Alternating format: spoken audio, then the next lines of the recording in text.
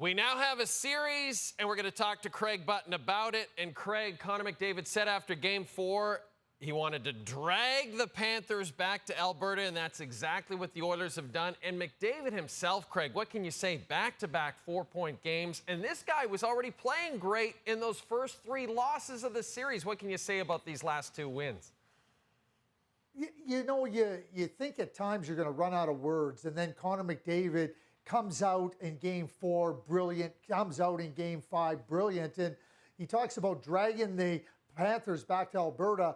Well, what Connor McDavid has done is drag the Edmonton Oilers into the series, and if you're the Florida Panthers, you got to have a whole lot of worry. But Connor McDavid, we see the brilliance on this goal, the ability to open up all kinds of opponents and really make you pay, and certainly eyes up all the time, understanding. But there was no area of this game where Connor McDavid wasn't simply brilliant and the best. It was defensively, it was offensively, it was in a two-way game.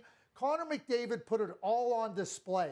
If you want to watch how a player needs to play in a Stanley Cup final game, in a game that your team has to win, Connor McDavid is the model.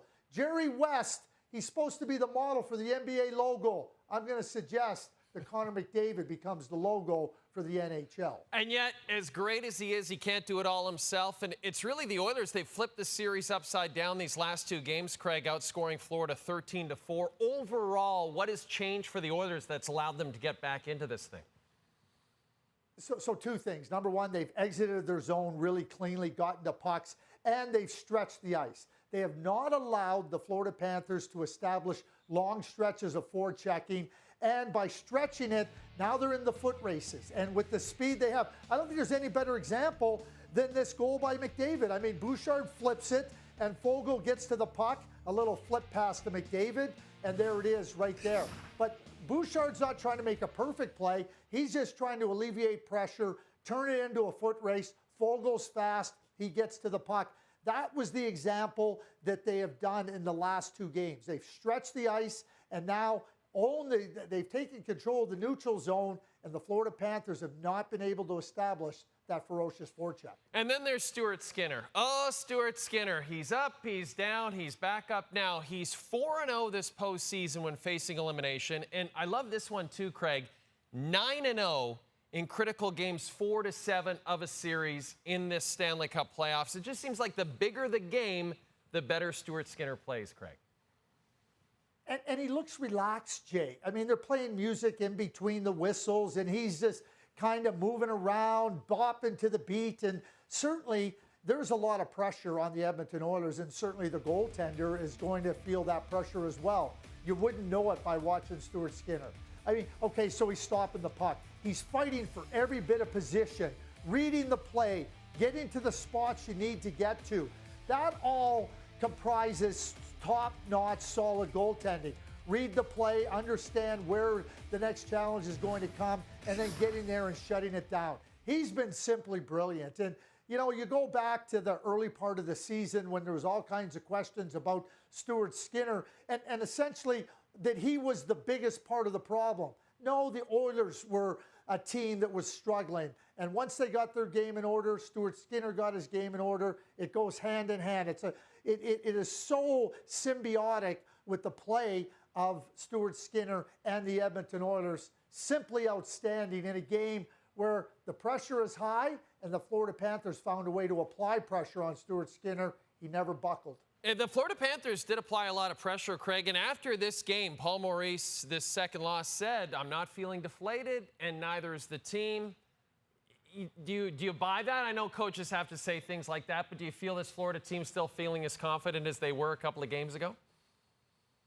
There's no way you can be feeling as confident as you were when you were up 3-0 with a chance to win the Stanley Cup in Game 4. After Game 4, I don't think there was any reason for the Florida Panthers to doubt themselves. After Game 5, doubt has definitely creeped into the Panthers' dressing room. It's like a rat. They get in underneath the floorboards, they get into the walls, and that doubt is now in the walls of the Florida Panthers. And there is no way, you don't get deflated, but doubt is there. And that's exactly what the Edmonton Oilers wanted to do. The captain said, We got to go down the floor to win a game and drag them back to Alberta.